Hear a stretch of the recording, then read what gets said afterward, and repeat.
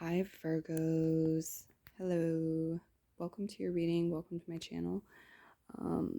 Today we're doing a reading for all of you Virgos for the holiday season. It's general, spirit's choice, whatever comes through.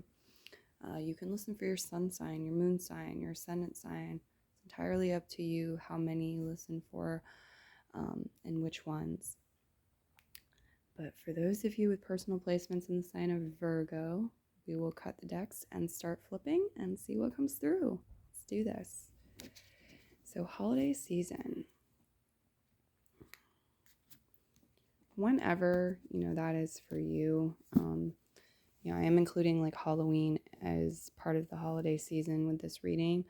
So if it's, the first part of October for you, starts feeling like holiday season, that's when this is beginning. If it's, for right before Halloween, then it's right before Halloween. Okay, Virgos. Some of you have a fire sign person in your life.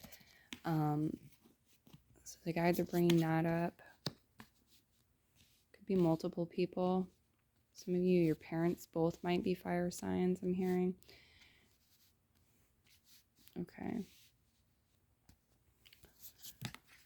There's someone or something here that's like non-traditional. Maybe it's new age. It's non-traditional in some way, shape, or form. Yeah, it goes against the grain here. It or they may have been viewed as undisciplined, but I don't feel like that's really the full story here, the full scenario. And if they were labeled that way or criticized as being that way, it may have caused some pain. It's not, I'm hearing does not compute. Like it's not in alignment with the higher truth of the situation. And we do have the Empress here, which is a very abundant energy. It's an energy of fertility and fruitfulness. And we have the Two of Potions reverse and the Three of Candles reverse, leading up to her energy, and then the Devil card reverse too. So it feels like maybe something non-traditional connected to a career or life path, life purpose for some of you. For some of you, it's your sexuality, or it's about monogamy. The Two of Potions reverse. It's just some sort of like, freak flag or weirdness about you, something maybe eccentric. The Two of Potions, it's like you might stand out in some crowds in some way because of some sort of difference, and at times that you're rocking the boat and that's not like harmonious or whatever, but that doesn't mean that it's wrong or there isn't reason for this. The Empress here suggests, like, again, like a very fruitful energy and abundant energy, but I see for some of you it's like it didn't come without seeing the other side of the coin first. Or for this person, if it's about a person in your life, sometimes, especially when it's new people, like our understanding about the person and the relationship and like our role can take up like kind of a central focus. So like there are times when the reading will talk about another person like that. Oh, okay. And we'll get your trees out also. What do you have for trees? For Virgo. First tree says, the light within. New spin or spice on an old tradition. And decorating. Okay, cool. So we're going to get one chime on each of these trees to help us clarify and expand these messages. But before I do that, I'm going to give you my initial impressions and messages I'm receiving.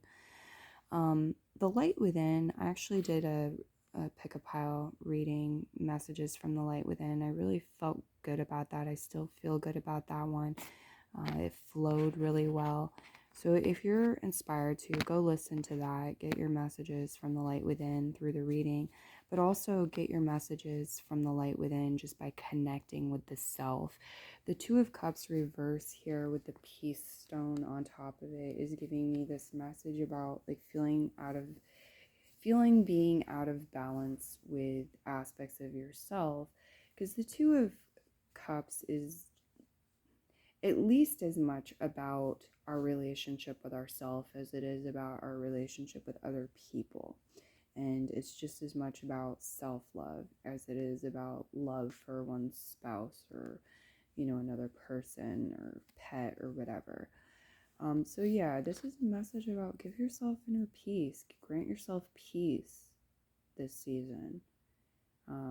Maybe there are certain material things or non-material things, tools that you can use to assist you in doing this. Take the time to do this. You're worth it, and it's going to improve other areas of your life too.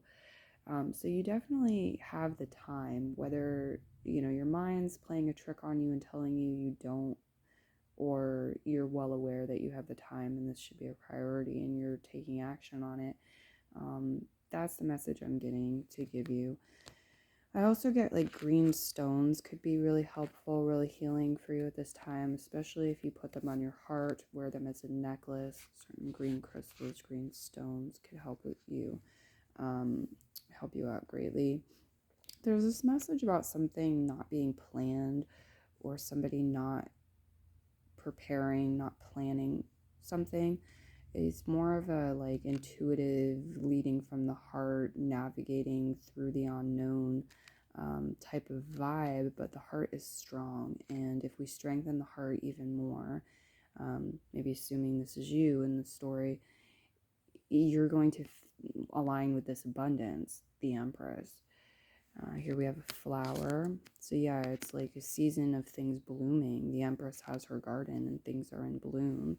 Here's a piece of the puzzle. Here's love. Here's a book. And this to me is like love. We just write a whole book, right? We could write many, many books on love. Oh wait, we have as humans. But like just the word love alone, like what does that mean? You really fill a lot of pages, and so it is a very abundant energy. Yeah, love stories.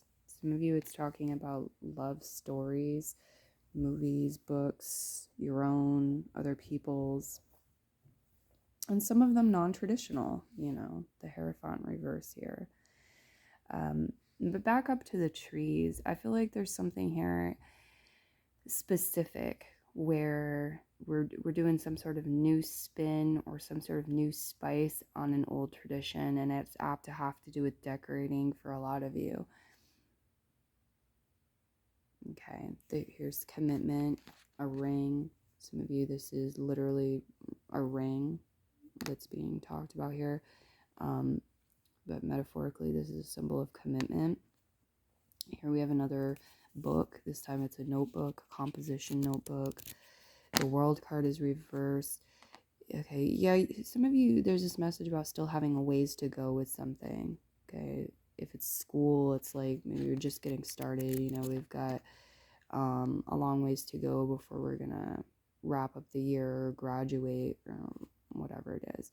So again, we have the commitment. It feels like commitment to love is important. But how are you funneling that? How are you channeling that? Is it about your education or assisting somebody else with their education? However you're funneling that, it's like, if it's in the name of love, yes, it is worth time.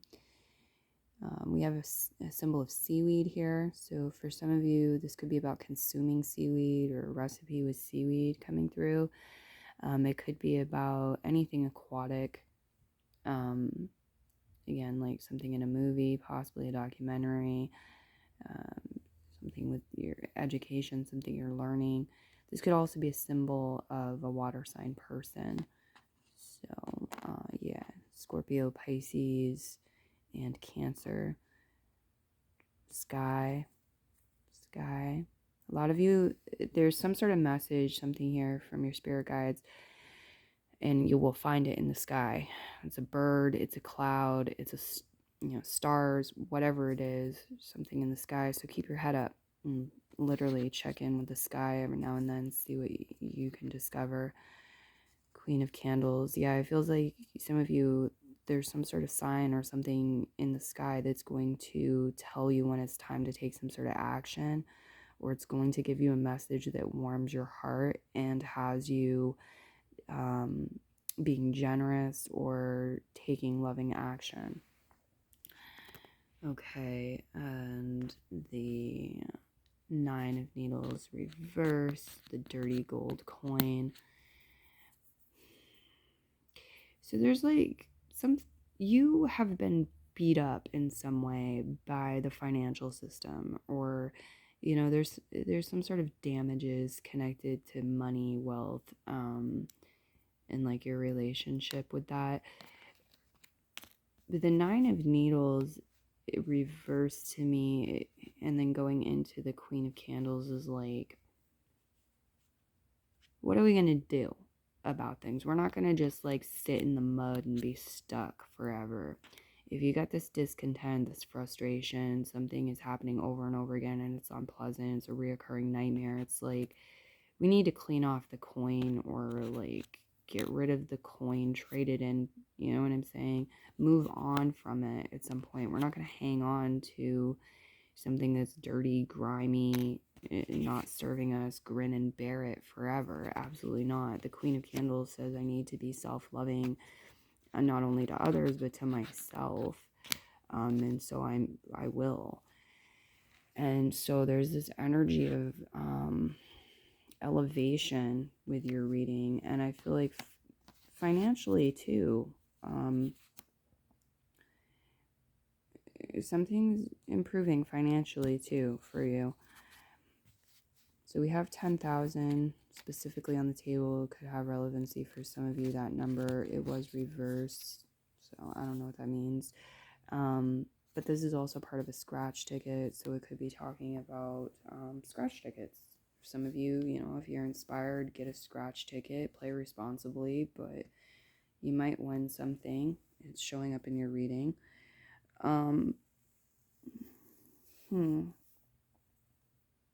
What else?